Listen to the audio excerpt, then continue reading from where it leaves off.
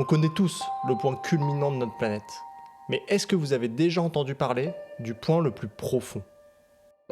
Dans cette vidéo, on va plonger au cœur des régions qui restent encore les plus mystérieuses de la Terre, les abysses.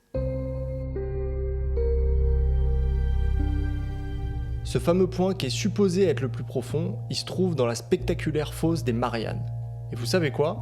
On y est déjà allé à 4 reprises. La première fois, c'était en 1960. Ensuite, on y est allé en 2012, puis en 2019 et enfin en 2020. Et vous savez qui a plongé au fond de cette fosse en 2012 ? James Cameron. Ouais, le James Cameron de Titanic et d'Avatar. On va s'intéresser à la plongée spectaculaire de Cameron, mais avant ça, on va se focus sur une figure emblématique. Une femme qui détient près de 30 titres et distinctions décernés par les plus grandes institutions éducatives et biologiques mondiales, Sylvia Earle. Sylvia, elle est américaine, et elle est née en 1935. Et pendant son enfance, elle va grandir dans le New Jersey. Mais sa famille, à un moment, elle décide de déménager et d'embarquer tout le monde sur la côte ouest des États-Unis, en Floride, et plus précisément dans le golfe du Mexique. C'est les premiers pas de Sylvia dans le sable, et en fait, rapidement, ce qui va l'intéresser, c'est pas vraiment le sable. C'est plus les algues qui se trouvent dessus, parce que dedans, il y a plein de petits crustacés qui y vivent. Et elle va passer ses journées à observer tous les petits animaux qui vivent dans ces algues. Mais bon, vous vous en doutez, elle va pas juste rester sur la plage, donc rapidement, elle met un masque, elle met un tuba, et elle plonge dans l'eau. Et là, Sylvia, elle va découvrir un monde subaquatique incroyable qui va la fasciner tout le long de sa vie. Toute cette densité animale et cette vie qui s'agite autour d'elle, ça la passionne et ça va la motiver à commencer des études en biologie marine. Et elle obtient son doctorat en phycologie l'année de ses 30 ans. La phycologie, c'est l'étude des algues. Et les algues, c'est vraiment son délire à Sylvia. Et normal, on se rappelle que c'était son premier amour quand elle a découvert les plages de Californie. Dès qu'elle a un peu de temps, Sylvia, elle va sur la plage et elle récolte des petits échantillons d'algues qu'elle stocke dans ses carnets de manière ultra consciencieuse. Le problème, c'est qu'en étudiant dans le golfe du Mexique tous les jours pendant plusieurs années, Sylvia, elle se rend compte d'un truc. Elle se rend compte qu'il y a de plus en plus de plateformes pétrolières qui s'installent au large. Et elle a bien raison de s'inquiéter, parce que quand elle est arrivée, il y avait quelques stations pétrolières, mais maintenant, il y en a à peu près 4000. Honnêtement, c'est pas naze comme paysage ? Donc Sylvia, elle se doute bien que toutes ces nouvelles installations, elles doivent avoir un impact sur l'écosystème. On peut pas installer 4000 puits de pétrole en pleine mer sans qu'il y ait de conséquences. Et ça, c'est le point de départ du combat le plus important de sa vie, défendre la vie océanique. Mais pour l'instant, Sylvia, c'est juste une doctorante spécialisée dans les algues. Elle va convaincre personne juste en poussant des gueulantes. Donc c'est décidé, sa première mission, ça va être de prouver notre impact sur la vie marine. Et pour ça, elle va entreprendre une mission complètement dingue, la mission Tektite 2. Je vous remets juste 10 secondes dans les conditions de la femme à l'époque, on est 3 ans avant le droit à l'avortement aux États-Unis. Donc bon, on peut pas dire que la considération de la femme ce soit une réelle préoccupation des hommes. Mais balèque, Sylvia, elle décide de vivre avec 4 autres femmes et pendant 2 semaines, à 13 mètres de profondeur dans la seule station scientifique immergée au monde. 2 semaines sans jamais remonter à la surface. Et les journaux télévisés à l'époque, principalement gérés par des hommes bien évidemment, vous vous doutez bien qu'ils sont pas en mode « ces femmes compétentes entreprennent une mission cruciale pour notre avenir ». Non, ils préfèrent se concentrer sur la chose la plus importante quand même, le physique. Et ils présentent la mission avec ce genre de phrase.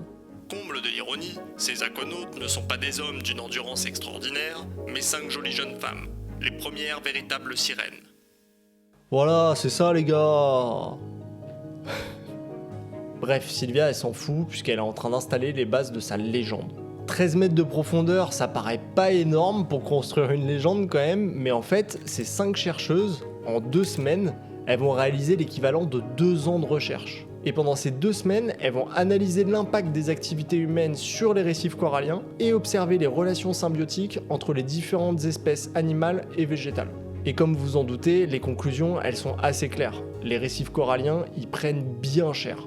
Mais Sylvia va pas se mettre à chouiner et à croiser les bras. Vu qu'après la mission Tektite 2, elle commence à devenir une figure plutôt reconnue dans le monde populaire et scientifique, elle saisit cette opportunité pour devenir une des voix les plus importantes dans la défense des océans. Et pour donner encore plus de poids à ses propos, elle va organiser plusieurs missions qui ont pour objectif de recenser les espèces animales qui subissent le plus de pression de la part de l'homme. Et là, le constat qu'elle tire, il est affolant. 90% des poissons prédateurs, comme les thons et les requins, ont disparu à cause de la surpêche. Plus de 50% des récifs coralliens ont déjà été détruits. Tout ça en sachant que 70% de l'oxygène de notre atmosphère est produit par les océans.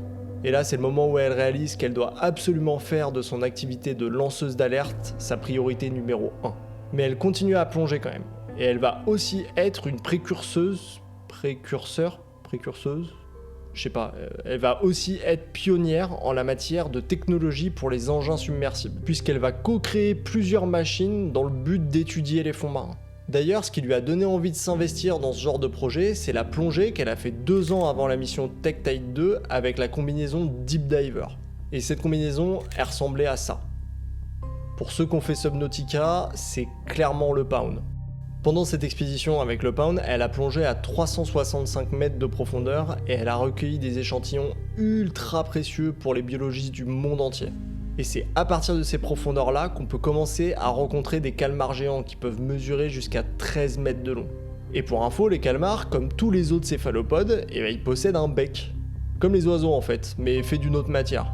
Et le fait de retrouver une structure similaire chez des espèces qui sont diamétralement opposées, on appelle ça une convergence évolutive.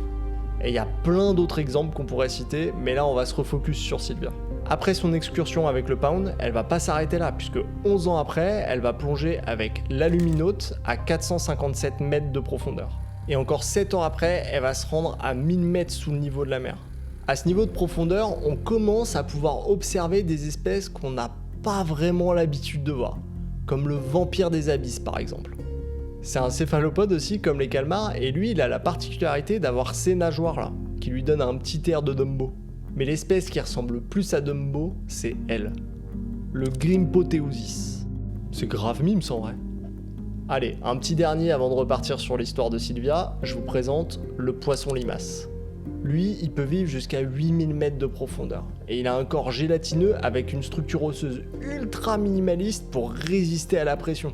C'est bon, on repart sur Sylvia. Faut savoir que toutes ces expéditions scientifiques là qu'on a listées, c'était des premières mondiales.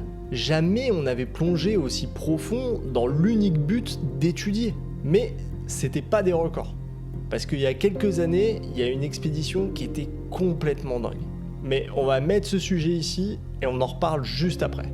À part les missions de Sylvia, les plongées scientifiques en eau profonde, elles sont ultra rares. Donc à chaque fois qu'elle plonge, elle fait faire des pas de géant à la science. Et plus elle plonge, plus en fait elle va se sentir responsable de ces écosystèmes. C'est sympa de constater, hein. Mais là elle a beaucoup trop envie d'agir. Elle va donc décider en 2009 de fonder un organisme majeur pour la défense des océans, Mission Blue. Et son objectif principal, c'est de créer partout autour du globe des hope spots, donc des points de l'espoir. C'est des zones marines qui ont été identifiées comme primordiales à protéger pour pouvoir y interdire toutes les activités humaines, mis à part un écotourisme régulé. Et le but de Mission Blue, c'est pas de créer quelques petits points de l'espoir anecdotiques, hein. Non, leur objectif, c'est que d'ici 2030, il y ait 30% des océans qui soient déclarés comme points de l'espoir. Et vous savez quoi ? Ils sont plutôt en bonne voie, hein, puisque voici la carte des points de l'espoir actuellement. Une pointe d'espoir, ça fait un peu du bien quand même. Ok, donc Sylvia, elle est incre. Et d'ailleurs, il y a un docu Netflix sur elle, et vous pouvez aller le regarder, franchement, je vous le conseille. Mais nous, on va reprendre les sujets qu'on a laissés de côté. D'abord, je vous ai dit que les plongées de Sylvia, c'était pas des records. Et c'est parce que le record, il était détenu par Jacques Picard et Don Walsh qui ont plongé à 10 911 mètres de profondeur. Et en quelle année à votre avis ? En 1960, 8 ans avant la plongée de Sylvia avec le Pound quand elle est allée à 365 mètres de profondeur. Et donc en 1960, ce truc-là, il a atteint le point le plus profond de la fosse des Mariannes. Alors c'est super impressionnant, hein, mais en fait le submersible de Picard et Walsh, il avait qu'un seul objectif, c'était toucher le fond. Il était incapable de se mouvoir une fois qu'il était immergé. Donc bon, super, hein, ils étaient dans le livre des records, mais dit comme ça, on a un peu l'impression que c'était un caprice d'adulte.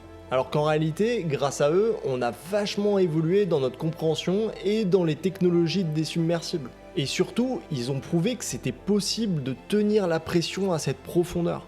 Donc grâce à eux, n'importe qui peut reprendre cette base pour effectuer de nouvelles plongées en eau profonde, et qui sait, peut-être scientifiques cette fois-ci. Et c'est bien ce que James Cameron et son équipe ont fait. Ils ont utilisé l'engin de Walsh et de Picard pour construire le Deep Sea Challenger. Le sous-marin qui atteint, pour la deuxième fois de l'histoire de l'humanité, le point le plus profond de la fosse des Mariannes. Et quand je dis James Cameron et son équipe, son équipe, il comprend quelqu'un que vous commencez à bien connaître, Sylvia Earle.